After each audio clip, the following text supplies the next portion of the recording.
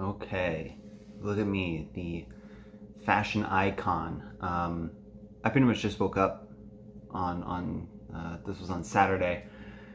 Didn't change, didn't even put my glasses on. Saturdays we start teaching Kung Fu at 9:30, and then we're not done training until like 2 p.m. So Kung Fu, not a lot of upper body work, a lot of lower body work. So I don't actually train my legs this morning, and the day prior, so that Friday, I had actually trained my upper body pretty intensely. So I did want to get some movement in with upper body pulling and pushing, but I didn't want to use all of my energy and waste my fatigue, because I knew I was going to need that energy and that resilience and just overall not miserableness at Kung Fu. So just went with rows today and really focused on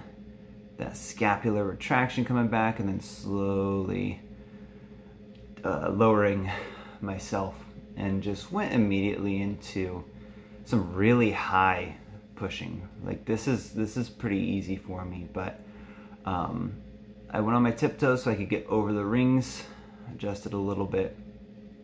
And so now that I felt like I was in the right position, got a nice stretch and then pushed through, right? I know I look like crap, but I just woke up. And that's just the consistency that I've been talking about. If I had not done this, was it gonna make a huge effect on my ability to train my upper body the next day? Probably not.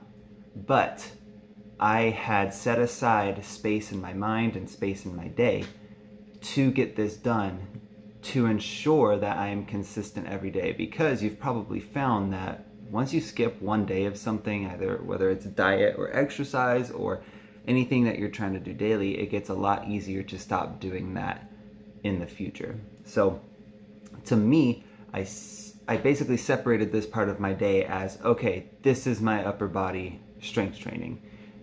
Doesn't matter if it was as intense or stimulating or moved me that much closer to my goals in this one workout, but it made me put that time aside, say, I did this today, I need to do it tomorrow too, and the next day, and the next day, and every day that I can.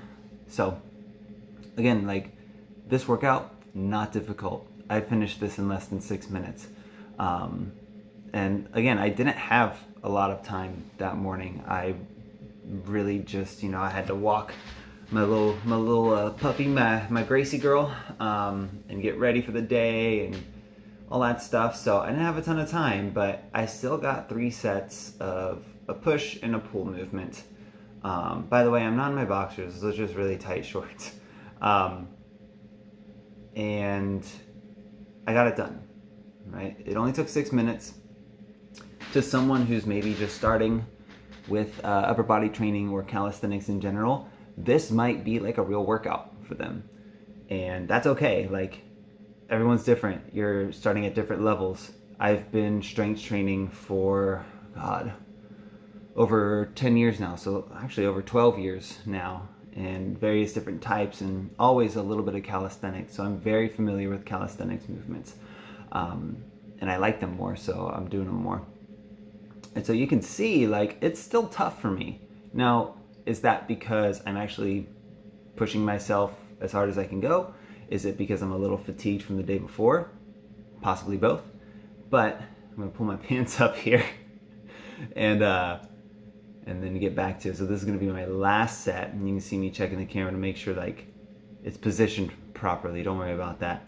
I should really try to hide my super white legs, but that's neither here nor there. So this last set is gonna look a little more difficult because I didn't really rest between the supersets here. Again, this is not a super difficult movement for me, so I didn't feel like I needed a ton of time to recover in order to do the next set, right? So you'll see here, last set, really slowing down that row.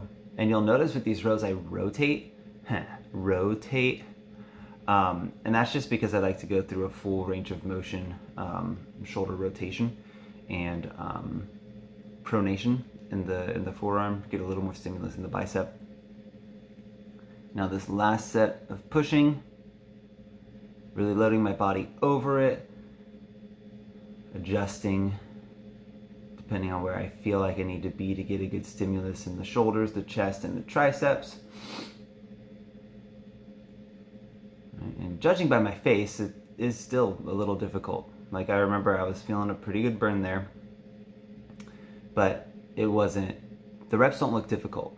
So that's just kind of the buildup of fatigue, like, okay, I'm not as fresh as I was the day before, and that's why we're doing this simpler movement.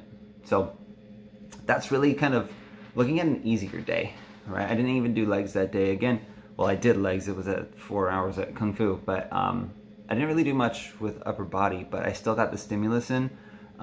Psychologically, I set aside that time to continue towards my goals.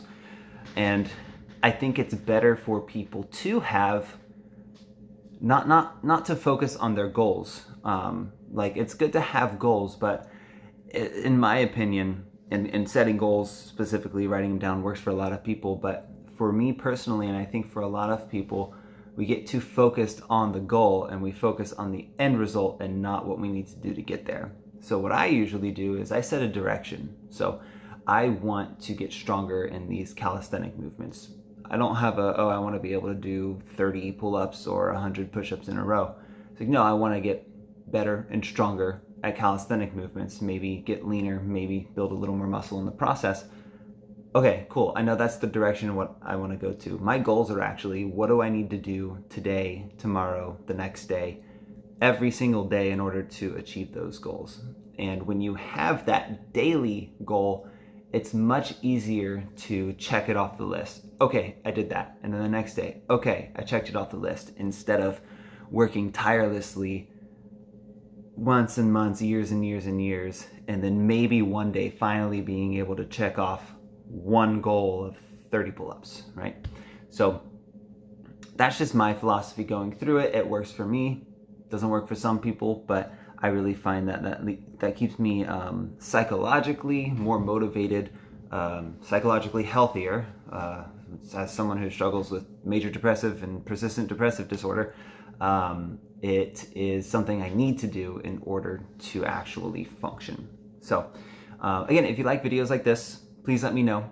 If you'd like to, you know, if you have pain that's keeping you from doing some of the stuff you love to do, check out paintopeak.com. You can download my free ebook, 8 Solutions to Modern Day Musculoskeletal Pain.